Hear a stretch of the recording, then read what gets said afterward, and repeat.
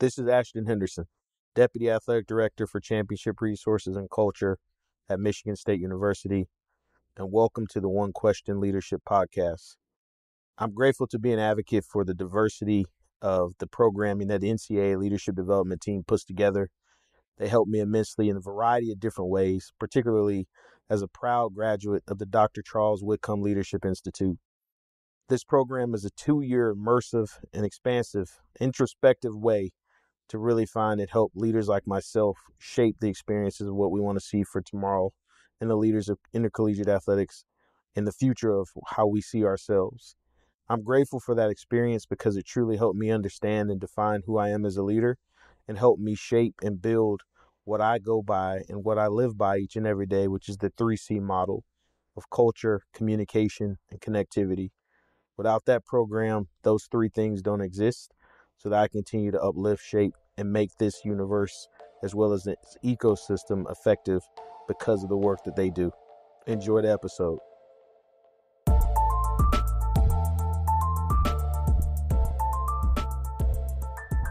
Greetings, this is Ty Brown, and welcome to the One Question Leadership Podcast, where we highlight executive and organizational leadership. Be sure to follow us on Twitter and Instagram at 1Q Leadership. Our guest today is David Chadwick.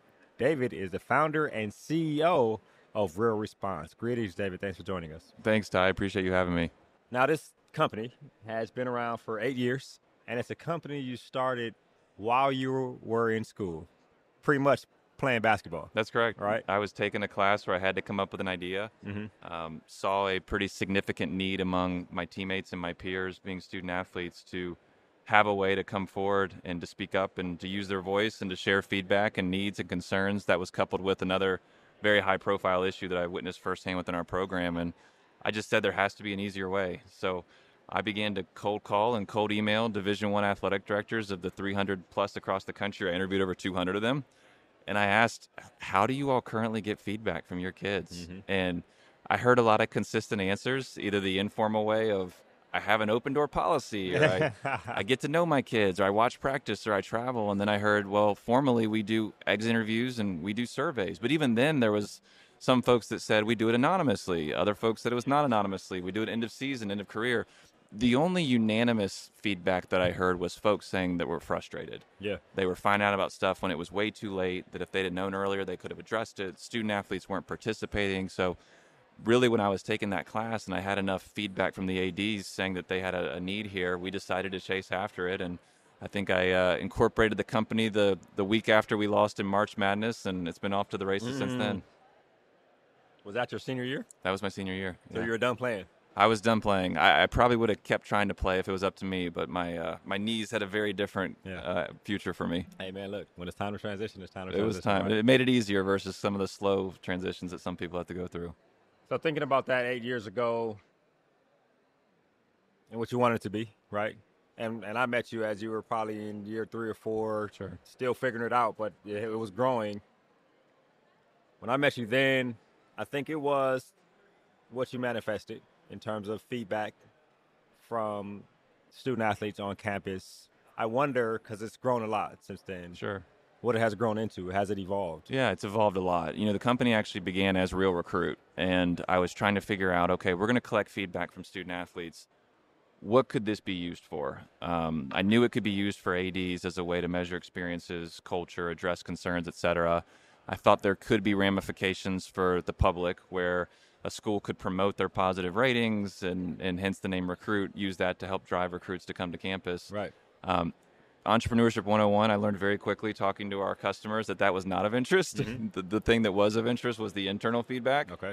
And we launched as a survey instrument. And I'll never forget with those first, I think it was 12 schools, kids just began to really open up. And it was at the end of the season, and they're rating their coaches and their support services and all the various things that go into a student-athlete experience. But at the end, they began to disclose really serious things. Really? You know, instances of compliance violations or hazing or abuse or sexual assault or whatever. And, you know, I don't think I'll ever know the exact reason, but looking back, I think it was they trusted us as a third party.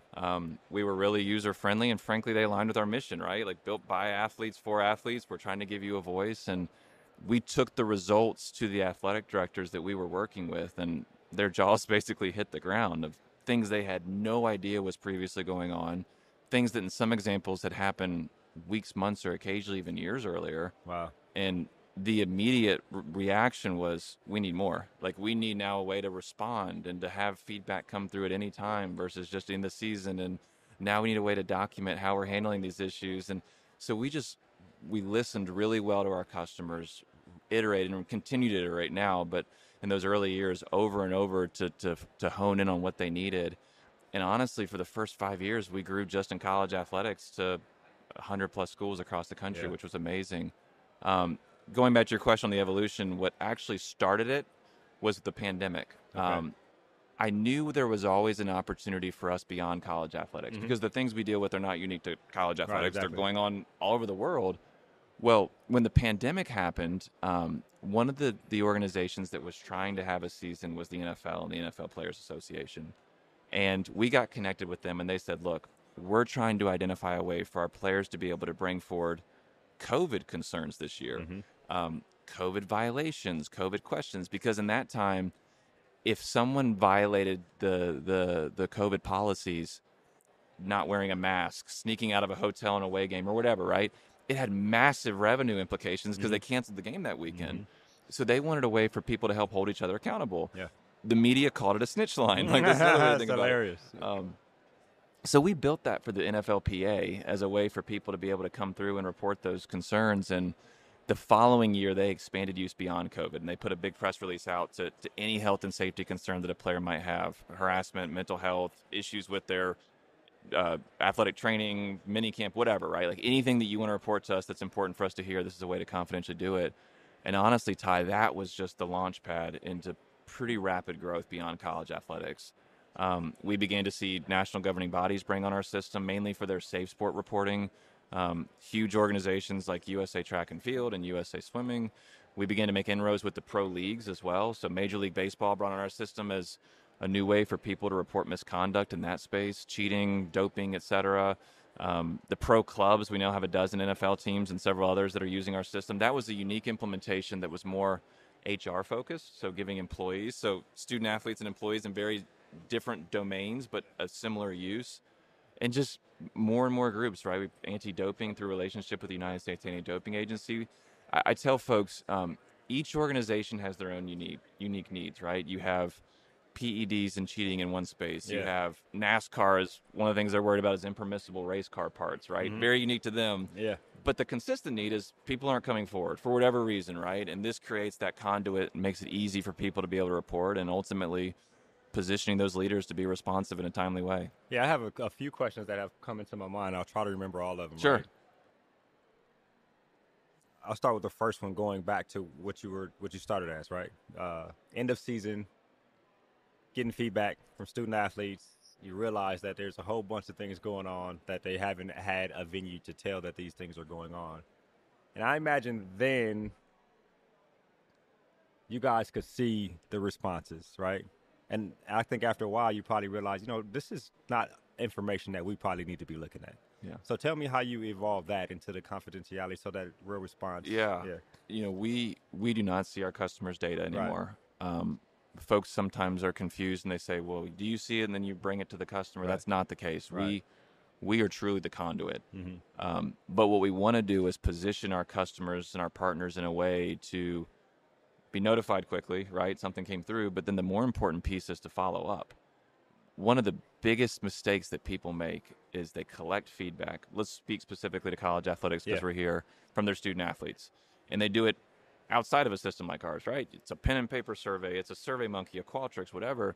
And you get the information, perhaps. Hopefully you get good participation. But what you're also now doing is creating a record that you know about an issue. And what's happening now is when there are lawsuits or whatever, they're trying to timeline when you found out about an issue, what you did once you found out about it.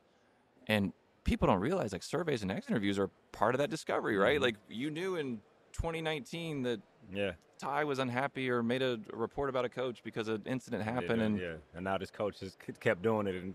And it becomes a he said, she said, right? So you have the record that you knew about it, but when it's anonymous, you can't follow up. You don't know who said it. You can't have a record of what you did. And it's a it's a very damaging record to have in those types of examples. Where versus what we encourage, to your point, right? It comes in, now I can respond back. I can loop in the appropriate people. If it's a Title IX issue, I'm pulling them in. If it's a compliance issue, I'm pulling that group in. And the goal is, and what we've seen a lot with our partners, is to have a really good record of, yes, this was brought to our attention, but here's everything that we did thereafter to address this in a timely way. Yeah. How did you guys, and I imagine this is where, what helps you grow, right? This is kind of the formula within, right? The Coca-Cola in the safe, right? Powder. There's an aspect of anonymity, but you need to know who's talking about this because we need to act on it, right? Sure. So how do you bridge that gap with the student athlete or with somebody who's reporting something? Yeah. Right? One of the number one questions we get is this really anonymous? And then the second question is, well, would there ever be an edge case, right? If someone came through and it was a harm to themselves or somebody else or a threat, and the stance we've had to take that generally general counsels, again, speaking to college athletics, have appreciated is we can't ever disclose that, because once you do one, you set a precedence for every other one, and it's, well, why'd you do this one and not that one, et cetera. So we take the hard stance of, look, that information's never made available to the entity, and then even then, our system encrypts it and removes that information and just serves as that conduit so it can come through to the entity, and then they can respond back, all the while having no idea who shared the information with them. Is it posed in a way, and I don't want to keep asking this line of question because I feel like I was getting into your business, but is it posed in a way to where if somebody identifies something and they're vague-ish, but they tell what they identified, the institution could not necessarily find out who said the stuff, but who the problem is in the organization? Correct. So I think we're saying the same thing. Yeah. So someone anonymously communicates, hey, this incident happened with XYZ. It raises some information, but not enough to actually act on. The institution could respond back and say, thank you so much for reaching out via RealResponse. Yep.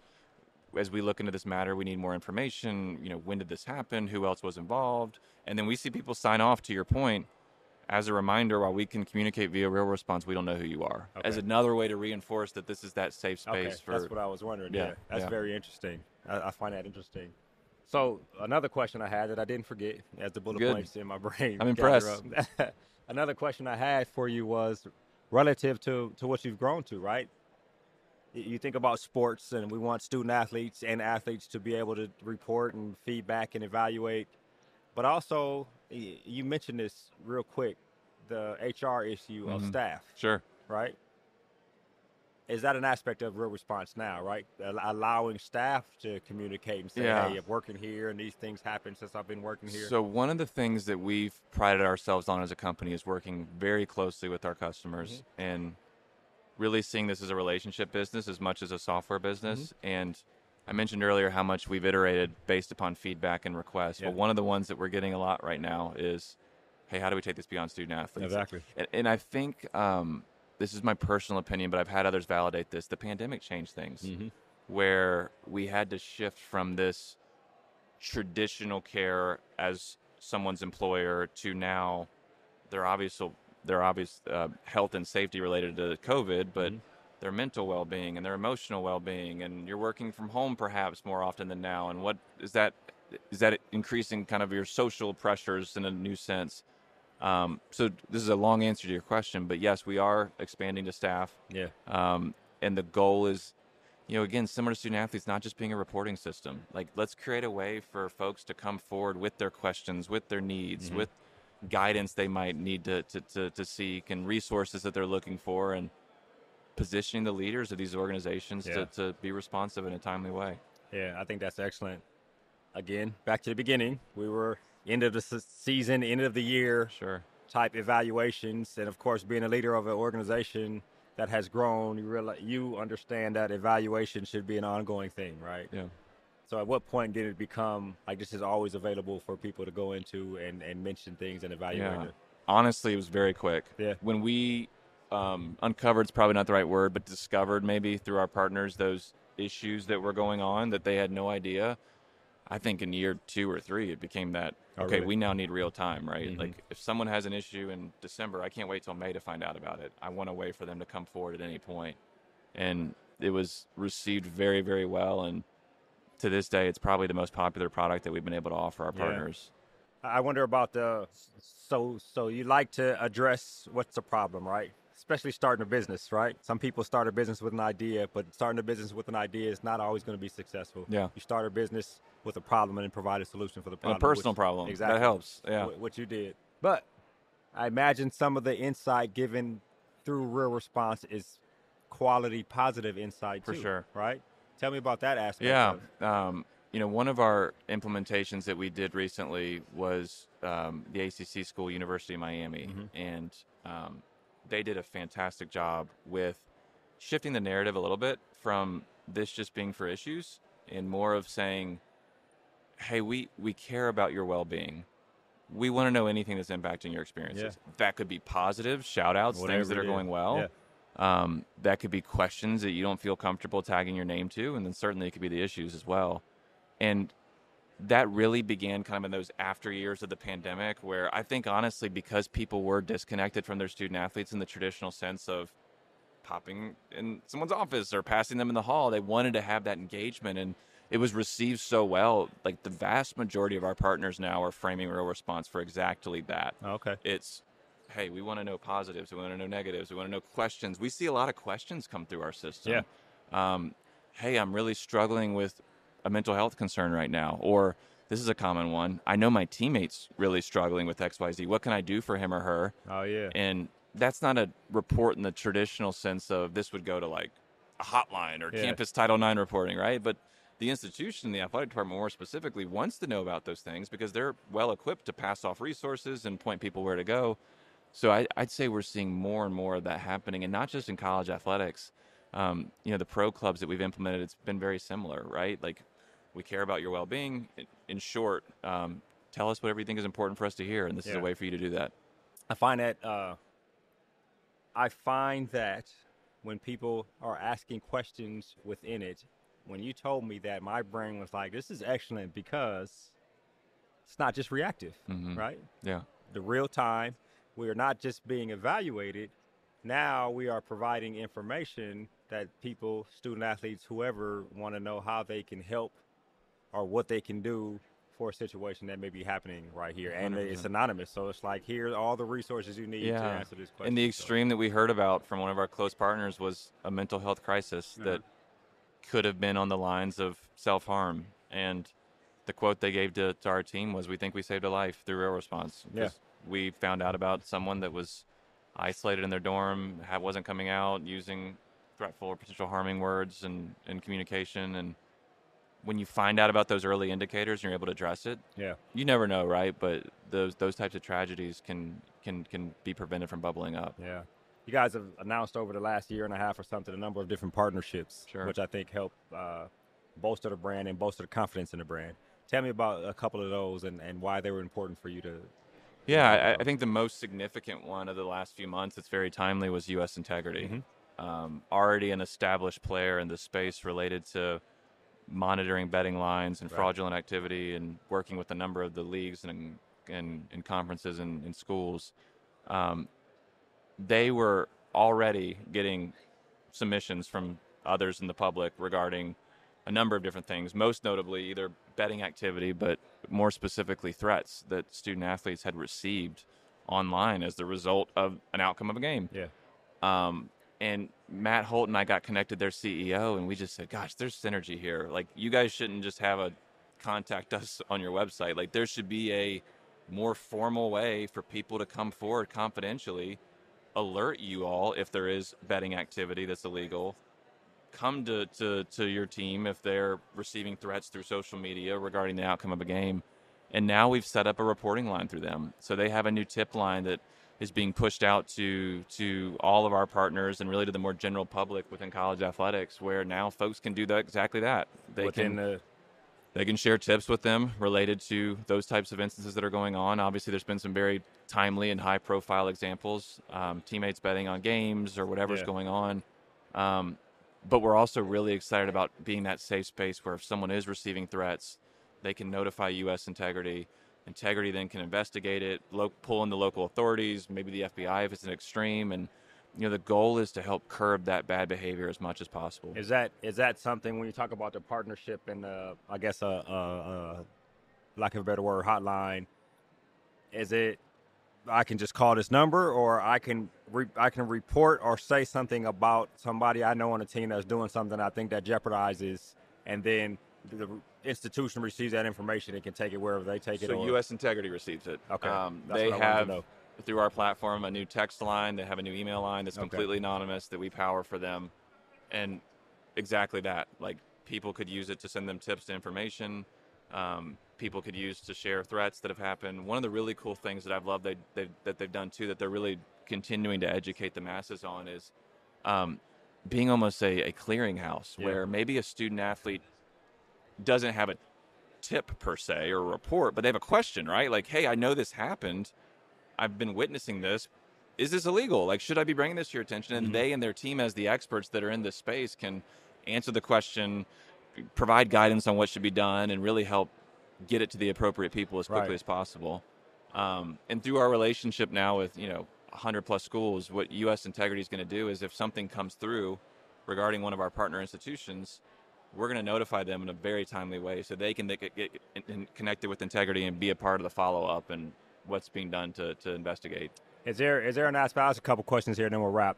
Is there an aspect of someone at the institution, whether it be U.S. Integrity and gambling or any other type of something that may be alarming, always monitoring input, or is there some type of automatic monitoring for certain words and certain phrases? Tell me how that...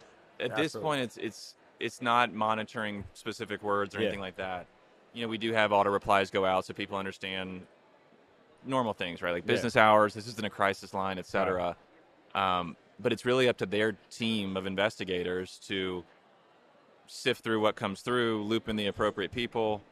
And, I'm excited where they're really going to be the first group that's gathering data at a national level around how prevalent are these concerns. Like, everyone talks about student athletes being abused on social media, but like, how often is that happening? And then they can present that data to the regulators and the state gaming associations, and perhaps at some point, like, begin to make tangible adjustments to that, where if someone does that, like, there's criminal activity, or maybe they're being banned from betting in the future. Like, there's a lot of consequences that I personally think can and should happen if someone's doing that. But even on a broader scale, with some of the issues, right, assault or something like that, not necessarily gambling, are the institutions always monitoring what's coming from RealResponse? Got it. Like, how are they staying abreast, and will they know that when something comes in that might be a problem? What we try as much as possible in the front end is to make sure the student athletes are aware of what to expect, right? This isn't a crisis line. Don't use this during the middle of the night. Like, these are the normal business hours, et cetera. But then also putting all the resources. This is where you go for a mental health need. This is where you go for a Title IX. Everything's in there, so they know. And then when it does come through in those normal times, being able to position the administrator to do exactly what we talked about earlier. Respond back, get the information they need, put in the next steps.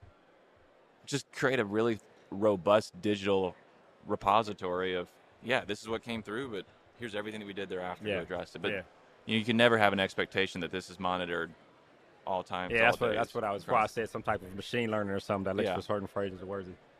So I wonder, last couple questions here. The general student body. I know campuses set up hotlines and set up ways. Is that an expansion area for you on campuses? It is, and it's already happening. Okay. Yeah, we've had several institutions expand campus-wide. Okay.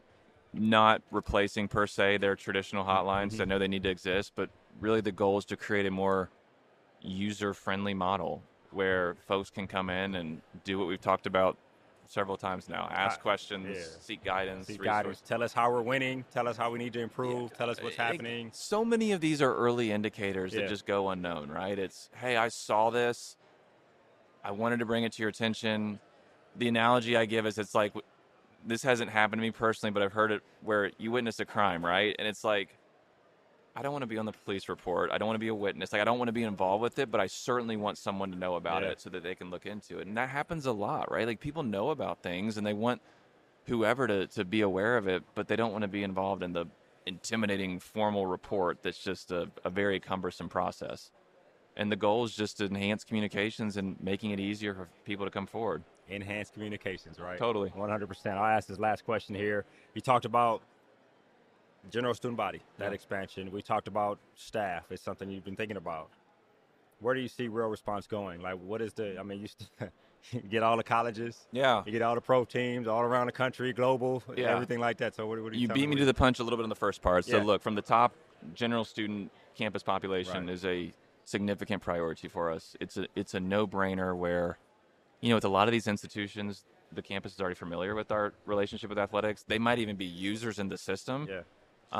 So to be able to scale to help more people on campus is something we can and should be doing, and we're excited about it. It's a little bit of a different cycle for sales process and all that, which we're learning, but it's certainly one that we're excited about. Yeah.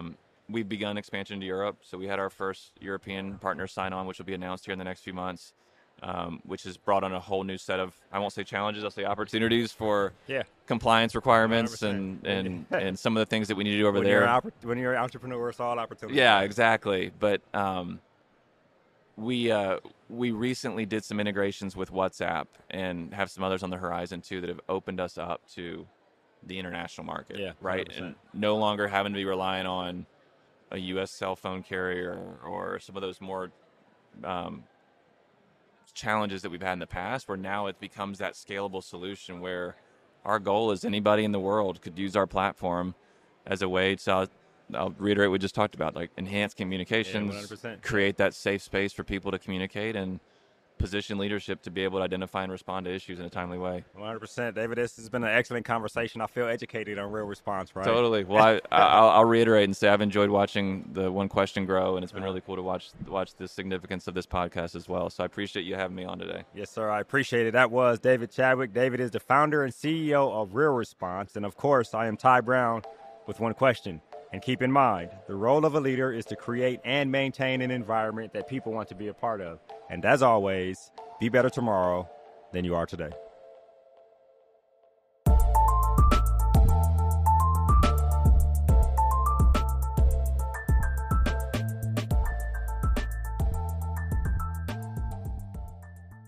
This episode of the One Question Leadership Podcast is produced by Spades Media Group, solving problems using creative leadership.